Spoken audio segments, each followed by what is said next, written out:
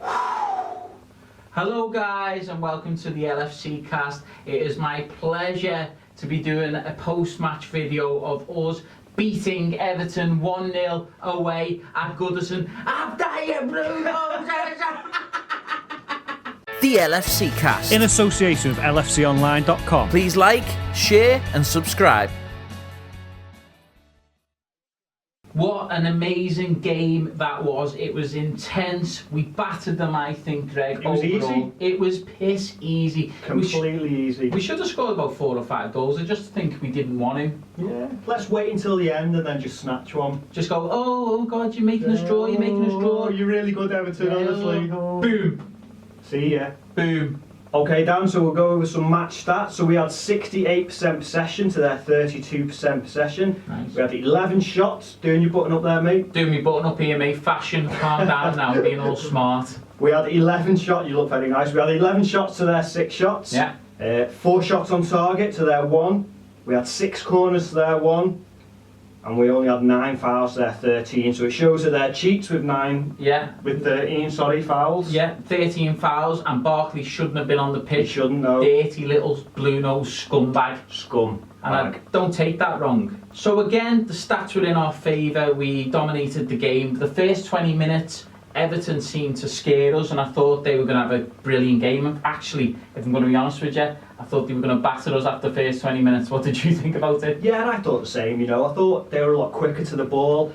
We just seemed a bit slow and sluggish in the first half, well, especially the first 25 minutes or so. Yeah. And that was for all players, you know, even Firmino and Mane and players like that who are normally really quick. Yeah. We just seemed a bit slow to the ball. First 20 minutes, Greg, we seemed to not be able to put a pass together, and every time they went at us and we got the ball back, we'd just pass it to them again. Yeah. I mean, that's maybe testament to Everton starting really well. You know, they went for it, but because they're a mid-table team, they couldn't keep it up.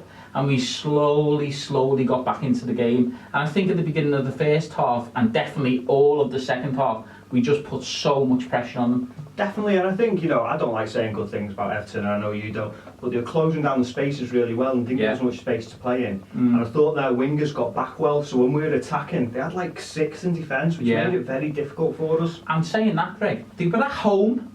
Yeah. They were at home. Remember that, viewers, that we played them at Goodison and they were holding on for a draw. I know. How embarrassing is that? So we started turning the screw and we started becoming a bit more dominant throughout the game. I think in the second half, Greg, we both had the same mentality that we're battering them, but we're not going to score a goal. Yeah.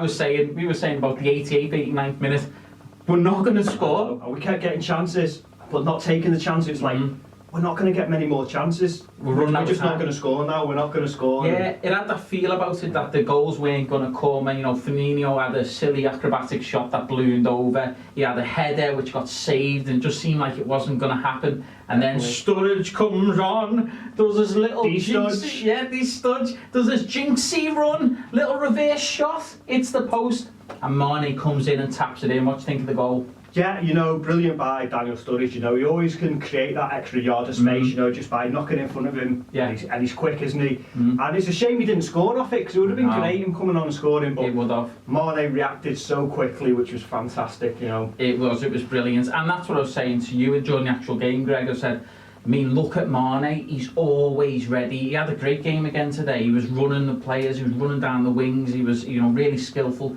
Yeah. And that goal, you think at that time of the game, it's an injury time, players turn off. Yeah. And a lot of players wouldn't even run towards that. But he was already running as it was going towards the post because he knew it could come out. Yeah. And that's what a great striker does. Yeah, definitely. I think it's testament to Klopp as well. You know, when he's come in to be Liverpool manager, he's brought that mentality into our game, you know, where it's not over. It's not over until there's 98 minutes to play. It's not over until the end of those 98 minutes. Or if a fat lady sings, but there wasn't any fat ladies about. There was a few of those Everton fans. There was, and Coleman could dress up as a fat lady, couldn't he? I hate Coleman. I hate Coleman. So let us break it down for you. So first of all, we'll talk about the keeper. It's going to be a very quick conversation, this, Greg. Yeah.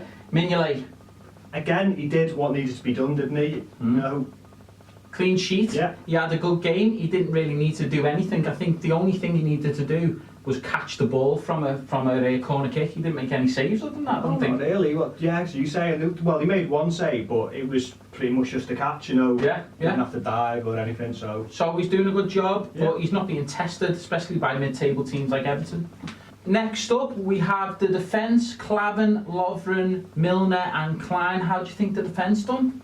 Again, it's difficult to say because Everton didn't do much up that end of the field, but what they needed to do, they did well. There was a couple of moments where Everton, you know, had chances, but we did what needed to be done. We did what needed to be done. I think Lovren had a pretty good game. You know, when he got that yellow card, I think he had to do it because, you know, Lukaku was about to run past and he had to barge him out the way. So in a way, even though he got a yellow card, it was a good performance by him. It was a good experience. That Milner done a good job getting up and down. Klein very good down the wing as well. Yeah. But they weren't needed to defend much of our defence. I also found that Lovren was up the pitch a lot of the time because they weren't even attacking us. Yeah, definitely. And you know, Klavan, he's come in and he's done what's needed to be done, hasn't he? You know, he's not made any mistakes really. No. He's getting stuck in. He's winning challenges, so he's done really well in the last couple of games. Stepped up to the plate. Yeah. Okay, midfield. We are moving on to Henderson, Lallana, and Wijnaldum. How do you think they did? Okay, I thought the midfield were a bit quieter than usual. It was difficult for them. Henderson, he kind of did what he needed to be done again. You know, he made the tackles, he got the ball, he kept hold of it, he passed it from side to side. Yeah. But he didn't do any of those penetrating balls or passes through. I think Everton stopped him from doing that and stopped him well. Yeah. I think Henderson, I agree completely, Greg. He showed a lot of passion at times and he was, you know, he was doing his defensive midfielder role quite well, passing it around, moving the ball about. But like you said, nothing really dangerous from him. I thought that Lallana was alright. Yeah. You know, he tried to get stuck in, but he wasn't the Lallana of the past few games. You know, maybe Everton was trying to close him down a lot. And Wijnaldum, it's just Wijnaldum. I don't see any surprises from him. He does a job. He passes the ball, he gets in position, but he just follows the flow of the game. Yeah, I suppose he's being consistent though, isn't he? You know, he's not playing bad. He's playing okay at a good level, and he's being consistent with it. The other thing about Lallana, I was gutted a bit, you know, because he's been playing so well, and you know, we come to expect special things off him now, but you know, he's still doing okay, isn't he? He is, and he had an alright game. You don't think it was because he was an Everton fan though that he didn't play as well this game? Oh, did you hear about that, guys? Lallana said he was an Everton fan growing up and his dad's a die-hard Blue. Do you know what I say to Lallana? Get out! Go on, see you later! See you later! Can't be messing. I'm sure he's a red now, but he was a blue, unfortunately. Finally, we need to talk about the front three, Origi, Mane and Firmino. Greg, how do you feel they did? Okay, so Firmino, I know you were getting a bit frustrated with him in the game. Yeah. You know, he wasn't doing what he normally does for us and creating those chances. And he had a few chances himself, didn't he? And he didn't quite take them. He did. You know, I sort of thought, you know, at least he's getting those chances. Yeah. But I was fuming. You were. I get very angry when watching the game. Greg's quite a calm and composed guy. He's very rational. But like, you should have seen me watching the game. Firmino misses the ball or missed a shot. Forget the past few years of me in class. I'm like that. He's a ridiculous player. I'm bloody sick of him. I was red and everything. And I'm just like, Dan, just go easy on me settee. You know, I've not had that long. I was pissing all over the settee at the time. But I completely agree with you, Greg. Firmino had a frustrating game for me. You know, he was losing the ball a lot. You know, he was trying his skills, but they weren't coming off. And then a few of his chances were a bit rubbish. I mean, one chance was good from a corner when he had a good shot and it was saved. And in the second half, in injury time, I think he had a chance as well where he set up Mane, was it? Mane, yeah, it was, yeah. So I think he had a good game overall, but could have been better. Yeah, definitely. And you mentioned before about the overhead that he went for. You know, which normally you wouldn't do things like that. You know, Lallana's running on, so that was the better opportunity for Lallana. Yeah. And Firmino normally, like, you know, he works for the team. He's not a selfish guy who will take chances when, you know, he thinks that guy's got a better chance. Yeah, yeah. So he played all right. Origi, what do you think of him? Origi, yeah. Is it Origi? Is it? What is it? Origi. Is it Origi? Yeah, yeah. Origi. Do you know what? I said it on purpose then, thinking I've said it right and Greg's going to be so happy with me, and I said it wrong. Okay, let's try take two. Origi, Greg. How did he play? Origi. Origi, yeah.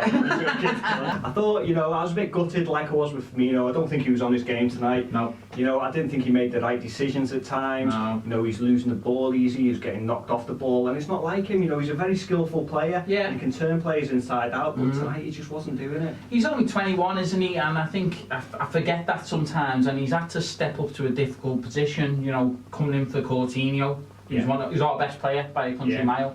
And I think that he didn't play great tonight. You're right. He was very frustrating. When he got on the ball, he tried a bit of skill, and he'd usually fall over the ball and lose possession. And that was dangerous because a couple of times he lost possession. They push it forward up to Lukaku, and then they're counter-attacking then. So I think Origi didn't have a great game, and I think it was right for him to be substituted. I thought he should have come off a bit earlier, to be honest with you.